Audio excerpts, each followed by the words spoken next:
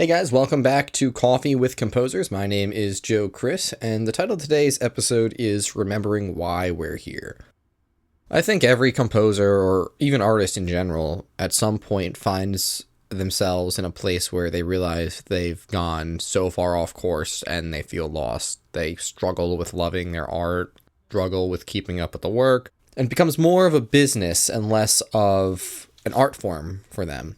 And that's something I'm finding a lot of my conversations with other artists gravitate towards, especially in the early stages of a career, is how do you balance the art form of making music with the fun social media and content plan, the marketing, the sales, all the business aspects. Hell, just taking gigs just to pay your bills. It can be quite a lot, and at some point we all sort of find ourselves in this place where we're kind of like, wait, what exactly am I doing again? For me, this happened very recently. A few months back, I quit my job as a marketing guy at a brewery after working there a year and a half. During the strike, I picked up a job doing bingo and trivia at a bar, which led to a sales job at a brewery, which led to doing their marketing, which led to doing a lot. And I didn't realize just how depressed I was. I'd go to work, I'd do my work, and then I'd just lay in bed the rest of the day and wait for the next day to come. And eventually I did realize just that I was depressed and that being so far away from this thing where I felt my relationship was strained and burned out from, actually it was the thing that was keeping me from engaging with it. So anyway, the past few months I've really been reconnecting with my art, and I find a lot of my conversations do gravitate towards this idea, probably because I'm so invested in it. But there are a few things I've kind of worked on and have been doing that I find help, and I think a lot of you might be interested as well. The very first thing that I started doing was I keep a journal. Like almost how a relationship therapist would recommend you guys start keeping track of the things in that relationship that you're thankful for at the end of every day by like writing down like, oh, today so-and-so did X for me, or she sent me this cute text that I had to just quote in this journal. Do the same with your music. Write the stuff down each day that you're doing and that you're engaging with and the way that the music makes you feel and how it gets you excited. This could also double as a listening journal, but keep it more on the emotional side of here's all the positives of music. Here's all the things that happened that I'm grateful for and that were so fun or brought me to some sort of strong emotion. This is very helpful, one, to keep you actively thinking about the emotional side of music and not just the business side, but two, on a hard day where you're feeling burnt out and struggling, reread. Go back to an old journal entry a week ago, 3 months ago, a year ago, and reread what you were so excited about then. This is a really powerful way to keep yourself engaged with music. That's number one. Number two is have a listening journal. I do keep a separate journal for engaging with music intentionally. Today, a lot of music ends up being just the background noise people put on.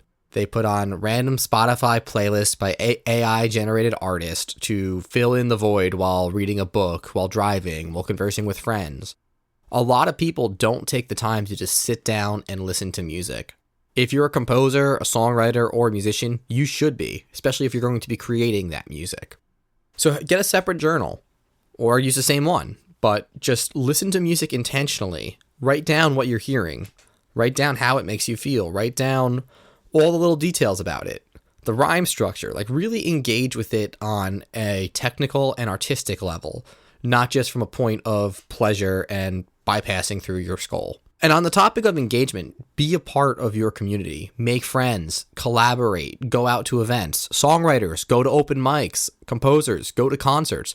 Hell, composers go to open mics. Songwriters go to concerts. But you have to be around the people that you want to work around. If you're in film scoring, go to networking events. If you're in game dev, be in game jams. You want to engage with the community. If you want to do something, you need to be in the spot where that thing is being done. And when you'll find that when you're a part of a community and there's other artists around you who are going through similar things, they can discuss with you, or even better, collaborate with you, you'll find that you get a lot more motivated inherently than just, hey, I have another gig, I need to write X, Y, and Z music for Y person, I don't really have a say in the art. Yeah, no, once you work with people who are also artists on things you want to write, which is my next point, you will start to feel that you're connected with your music again, and it's more than just a business. So yeah, collaborate. Meet these people in these communities and collaborate with them. Work on projects that may not be financially the most successful, but artistically you thrive on. Have fun, experiment, fail. I like to have people over for what I call studio jams, which is instead of being like a jam session on stage where we're all improvising and trying different things, we go nuts in the studio. What happens if we put an electric kazoo through guitar rig? Or what if I wanted to run my voice through my Eurorack synthesizer, but instead of being mic'd up with a diaphragm mic, I'm going to put contact mics on my lower back? Like, what are the weird things you can do and have fun with? But just having someone to collaborate, bounce ideas off of, and have a small community with is another great way to have fun and enjoy the process. Because at the end of the day, it's about the process in art. There's no end game, it's the journey. One podcast that really sort of inspires me and kind of I listen to a lot is Creative Pep Talk by Andy J. Pizza. And one thing he says constantly is art is not a winning situation. It's you don't win the game when you make art. You have to be in the game. You want to keep playing the game.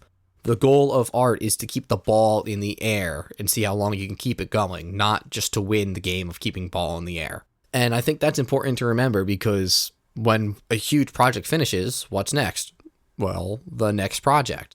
And all of them can be for somebody else for a paycheck, or some of them can be, and some of them can be for you.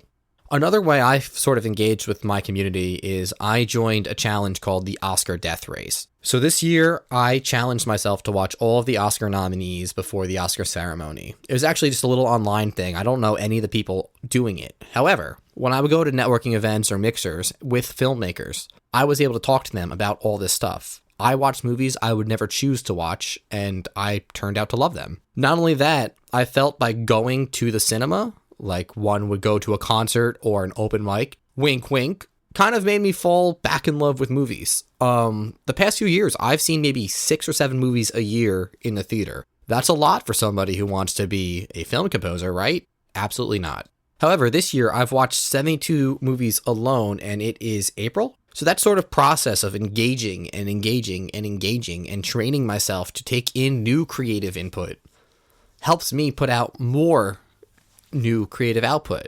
You can think of it sort of like a diet. What you take in is what you put out. If you're just constantly only consuming the music in the background of TikToks and Instagram Reels, your creative efforts are not going to be as strong as someone who's going out of their way, listening intentionally to new artists, new composers, seeing all the new movies, keeping up with trends, constantly writing. And that is my very last point. Write daily. It doesn't matter if it's good. It doesn't matter if it's a big idea, a small idea, but writing is a muscle.